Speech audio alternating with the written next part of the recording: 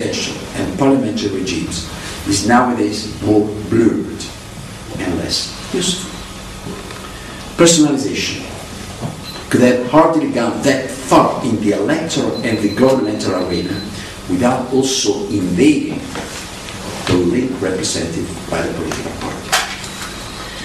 Through their development as the pillar of democratic regimes in post-World War II era, parties have represented the stronghold of collective responsibility and decision-making.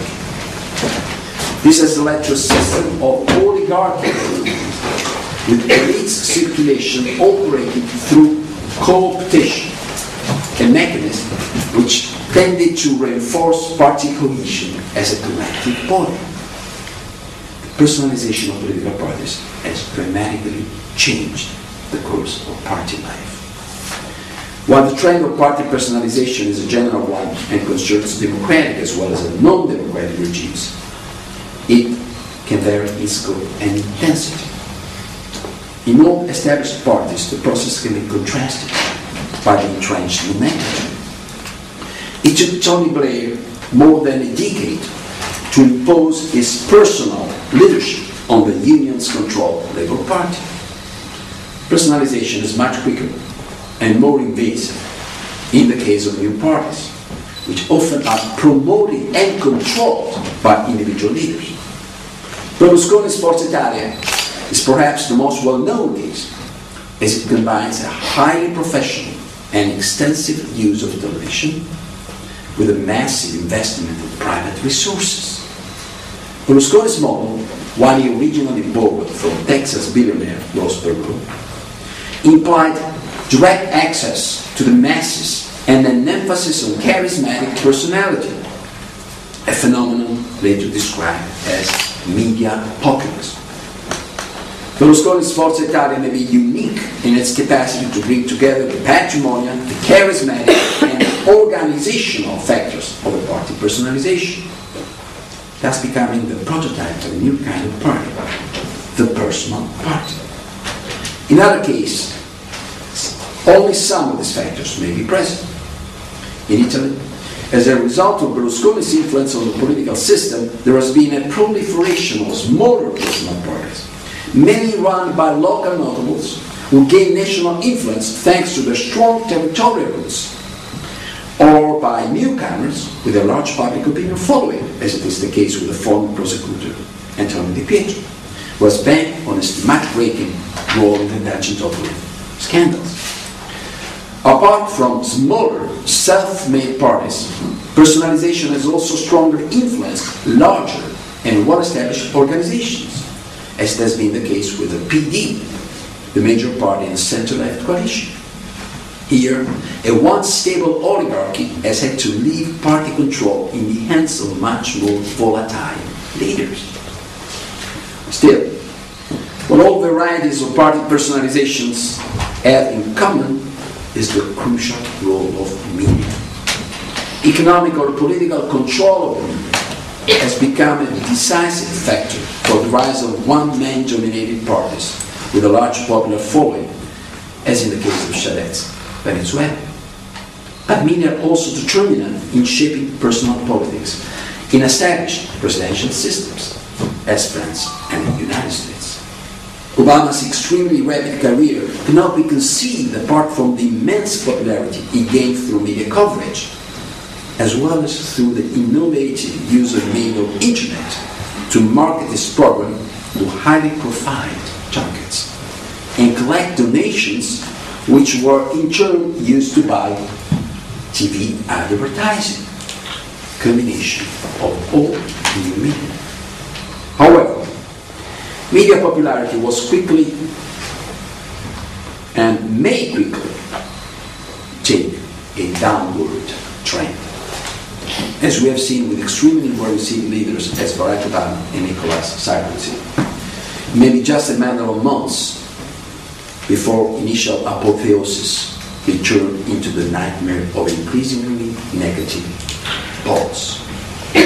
Which leads me to a few concluding remarks about the unintended consequences of the rise of personal politics.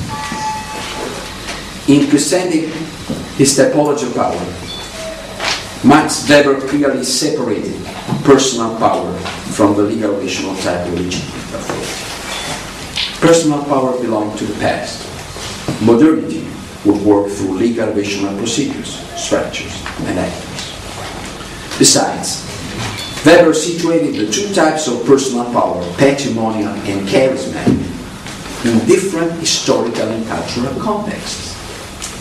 Quite to the contrary, one of the major characteristics of contemporary personal power is the interaction and accumulation of these two elements.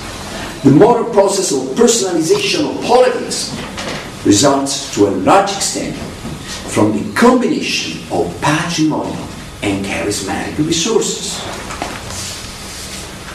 This combination becomes all the more stronger when it can use and possibly merge into the key central institutions of democratic regime, as it is the case when personalization penetrates political parties and the executive branch. The result is what Theodore Lowy has defined as personal presidents.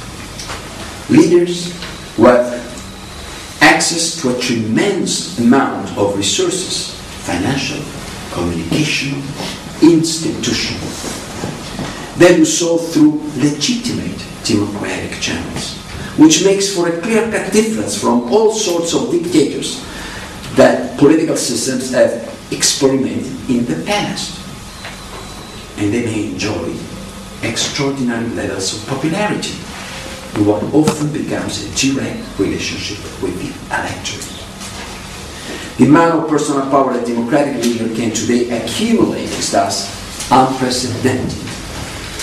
Yet, and this is another major departure from authoritarian regimes, the rise of personal power is not the result of a deviation, a deliberate deviation from the ordinary regime.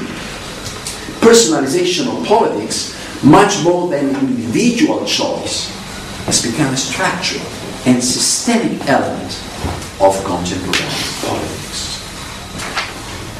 Which brings us to a final, rather uneasy consideration. The subtitle of Lowy's book reads, "Power Invested, Promise Unfulfilled."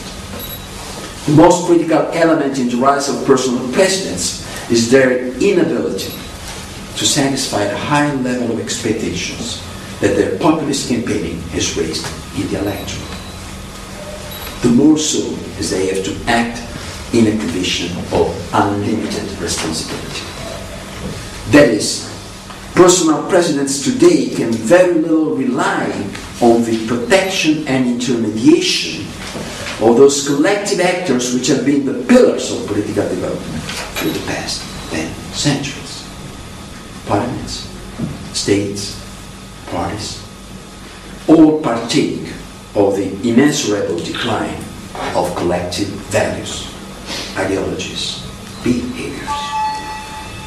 The second body of the king, the most precious construct and achievement of the Western legal tradition, is getting weaker and weaker. Without the shield of a political body, the king is once again naked.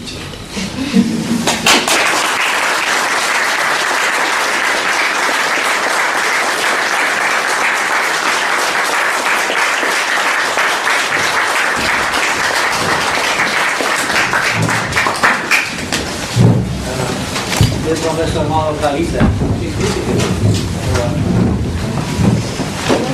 It was indeed a fascinating journey that we participated in, and we feel very happy and very proud that you took us with you into this journey.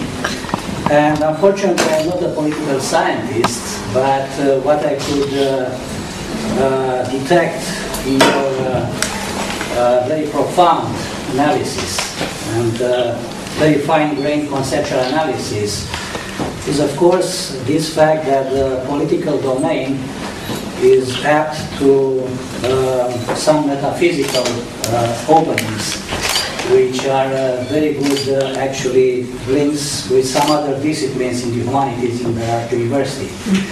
And with regard to that, I'd like to tell you that this is one thing that we really need and want to bring about into our own university, these connections which should be more beneficial for all of us between different departments, like for instance the Department of Political Science and some other departments in the humanities.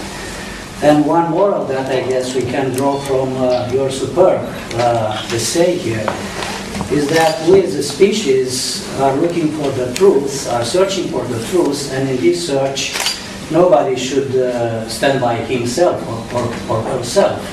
It's a collective, it's a corporate search for truth, as you wonderfully explained to us. And in this regard, let me tell you this very important piece of information that a couple of days ago, the University of Bucharest opened a very important new program, postdoctoral program, and here in this Department of Political Science, there are 4 new political scientists who are going to study for almost 3 years in this very fascinating field. So I'm really looking forward to our future cooperation, and I hope that being a part of our academic community will be very beneficial for us and for your university as well. So thank you again. I feel very full. Your lecture was an inspiration for me and I guess for everybody here. And let's hope that the future will be bright for our two universities. Thank you. Thank you so much. Thank you so much.